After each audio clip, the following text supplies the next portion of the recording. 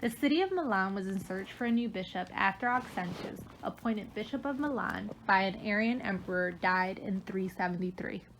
Governor at the time, Ambrose decided to attend the election due to the threat of a riot between the Arians and the Orthodox, as both thought they were next in line for the throne. He was considered to be firm, fair, popular, and wanted to grow as a leader. However, actively running for this position was not a part of his plan. Who would have thought that the cries of a child within the church on election day would have changed his fate? It was the cry of the child that quickly moved others present to say, "Ambrose, bishop!" the very words that got him elected by default as Bishop of Milan.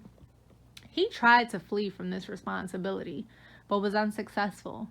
Within 8 days, and receiving educationally what was deemed necessary for him to become bishop, he was consecrated on December 1st, 373, not to be confused with my birthday of December 2nd. As bishop, he was considered one of the best theologians in the Western Church, thanks to his tutor.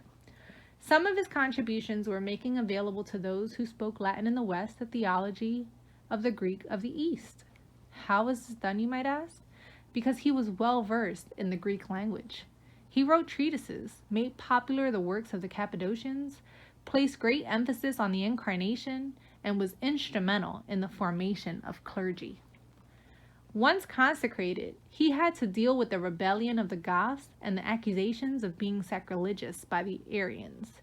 In order to address the captivity of the refugees and those held captive by the Goths, he chose to melt some of the golden vessels and ornaments of the church, items in which he believed was never given to the church to store.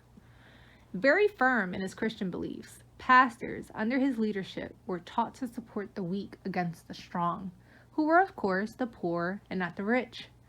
Heretical worship was not allowed, and he tried his best to prevent the spread of Arianism in Milan. As bishop, he was confronted with imperial power and clashed with emperors during his time.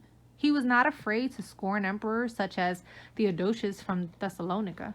He was one who slaughtered an estimated 7,000 people as an example for being disorderly due to rioting.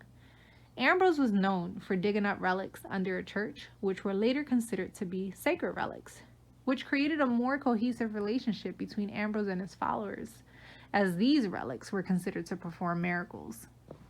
He died on Easter Sunday in 397. While not requesting to be Bishop of Milan on his own accord, he was a man of justice. He was willing to grow in theological knowledge and confronted various challenges head-on with steadfastness. And all because a little voice cried out, "Ambrose, Bishop," on election day.